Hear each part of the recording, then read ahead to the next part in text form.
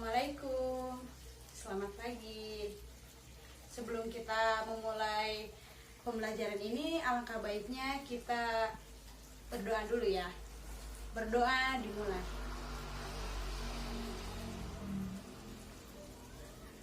Berdoa selesai. Sebelumnya kita absen dulu ya. Amanda, Rizky, Nadia, Nisa, Fitri,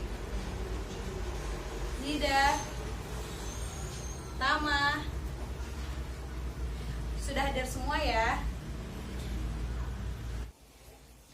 Baik, sekarang kita masuk ke materi bertanya jawab tentang gaya penyampaian pengumuman yang akan disampaikan oleh model.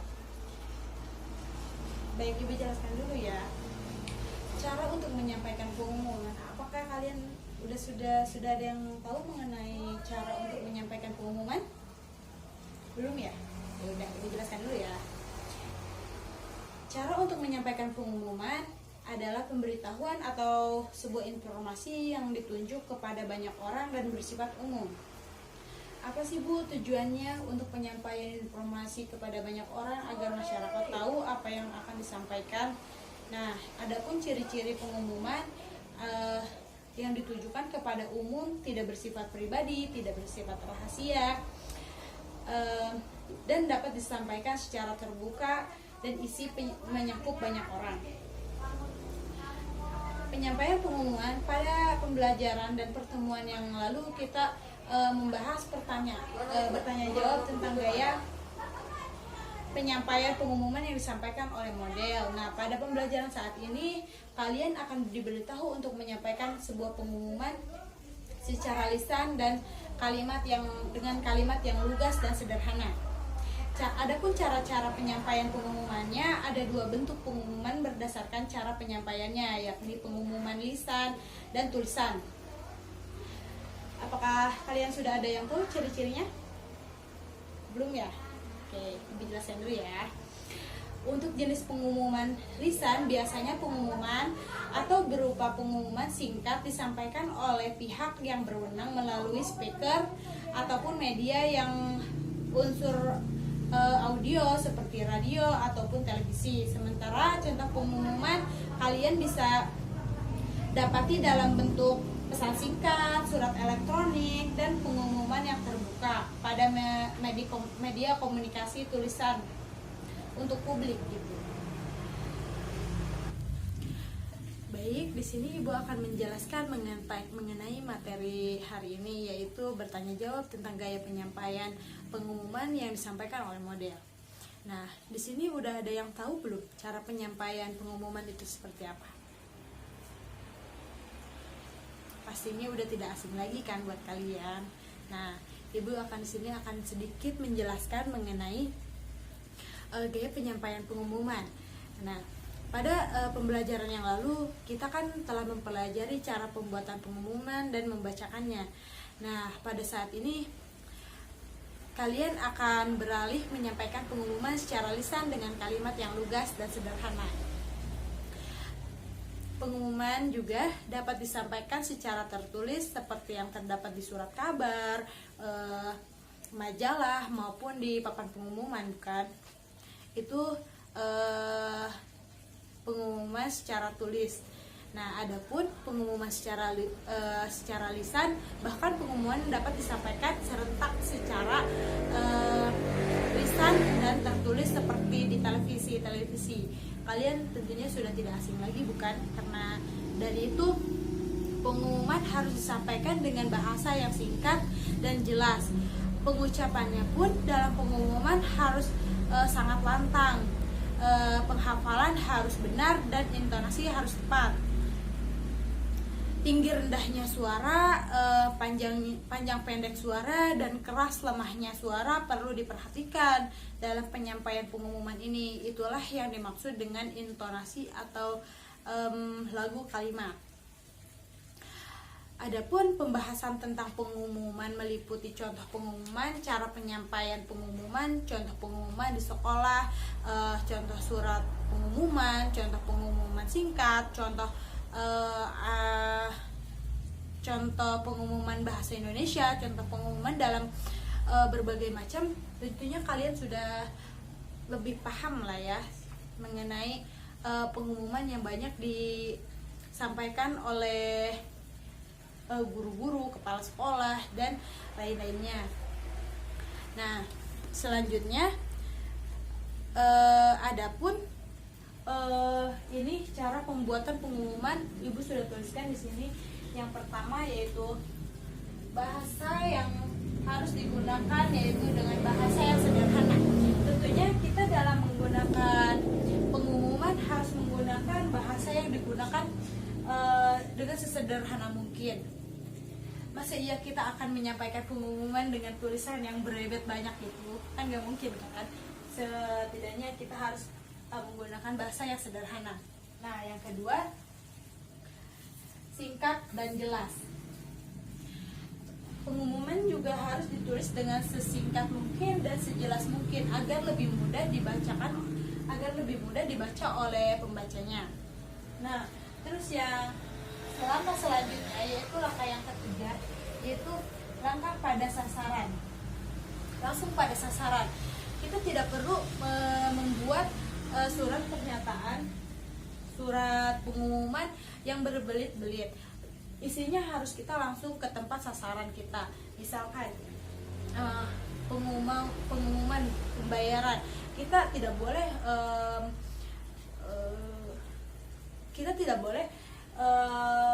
kalau kita menulis surat pengumuman, kita harus langsung pada sasarannya. Jadi kita tidak boleh berbelit-belit kemana-mana dalam menyampaikan sebuah pengumuman. Dan selanjutnya yaitu yang keempat, bentuk atau susunan bebas. Dalam pengumuman tertulis, ini pengumuman tertulis ya, tentunya dalam bentuk susunan bebas sekali. Kalian mau bentuk dengan kreatif mungkin. Selanjutnya yaitu yang kelima, dibuat dengan semenarik mungkin. Jadi kalian ketika membuat pengumuman, kertas pengumuman, jadi kalian harus membuat dengan semenarik mungkin agar pembacanya pun, penerimanya pun yang dapat kita sampaikan itu tertarik untuk membaca pengumuman tersebut. Nah, cara membuat pengumuman selanjutnya yaitu yang pertama, jujur dan singkat. Kita tidak boleh membuat pengumuman berdasarkan dengan kebohongan. Nah, selanjutnya kita harus membuat pengumuman dengan singkat-singkatnya dan padat dan jelas. Dan yang kedua yaitu ringkas. Jadi kita harus meringkas pengumuman dengan seringkas-ringkasnya dan sejelas mungkin. Sebab ketika kita membuat pengumuman dengan kata-kata yang sangat panjang, itu membuat pembacanya pun malas untuk membacanya gitu. Jadi pengumuman tidak akan tersampaikan oleh kita. Jadi selanjutnya yaitu memotivasi. Jadi ketika kita ingin membuat pengumuman di kertas, kita harus ada kata-kata yang harus memotivasi pembacanya agar tertarik kepada pengumuman yang akan kita sampaikan. Nah, selanjutnya yang keempat, tidak menimbulkan pertanyaan. Ini sangat penting, soalnya di dalam pengumuman tidak boleh menimbulkan pertanyaan. Jika ada pertanyaan di dalam pengumuman, itu bukan pengumuman lagi namanya. Jadi ketika ada pengumuman di dalamnya ada menimbulkan pertanyaan, itu bukan pengumuman namanya, tapi itu melainkan persoalan yang harus kita jawab gitu. Selanjutnya, adapun cara penyampaian pengumuman. Untuk menyampaikan pengumuman dengan baik, kamu harus menggunakan kalimat yang mudah untuk dipahami oleh pendengar. Nah, kalimat yang lugas dan sederhana dapat memudahkan pendengar untuk memahami isi pengumuman kalian yang akan kalian buat. Sepertinya contoh yang akan saya tampilkan sekarang, coba dilihat browsingnya.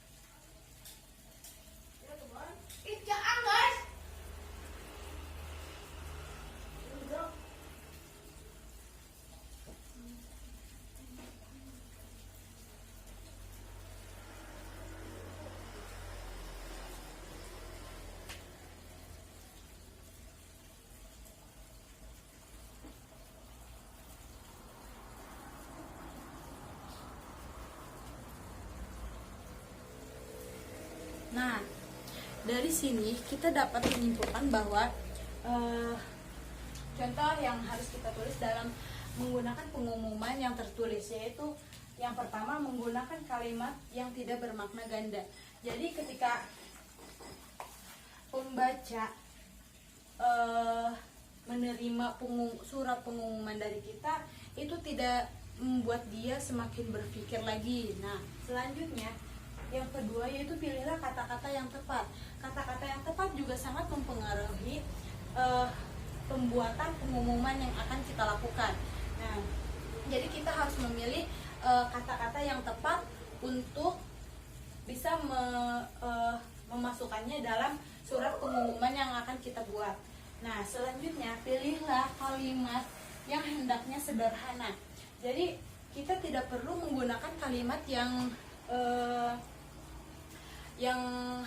ribet gitu, yang kita sendiri pusing untuk membacanya. Nah, selanjutnya yang keempat yaitu lirik dan jelas. Kita harus menggunakan kalimat yang jelas dalam menyampaikan pengumuman agar si pembacanya pun dapat mengerti dan bisa mendapatkan informasi yang jelas dari pengumuman yang akan kita kasih. Nah, penyampaian pengumuman itu terbagi dua. Tentunya pengumuman secara tertulis sudah kita jelaskan di sini, dan pengumuman tertulis sudah kita jelaskan di sini semuanya.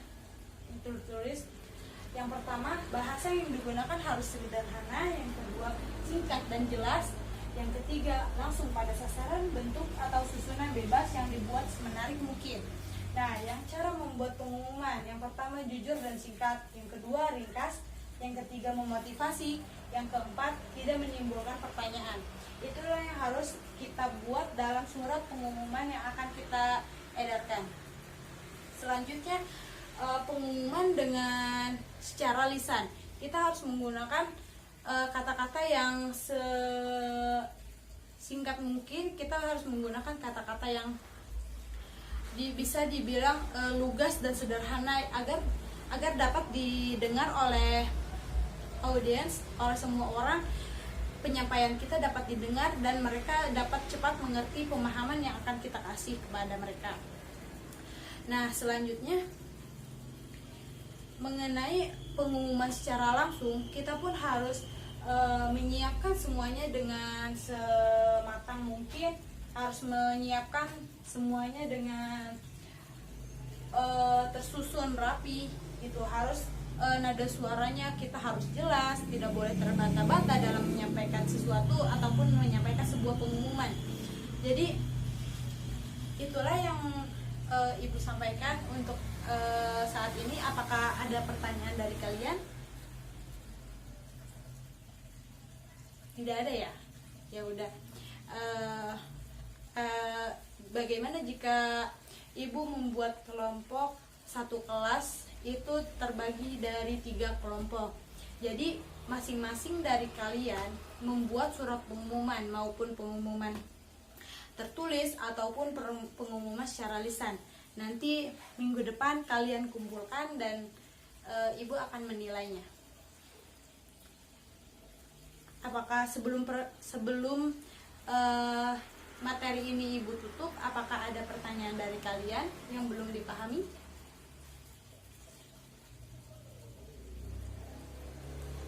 Ibu rasa jika kalian sudah terdiam,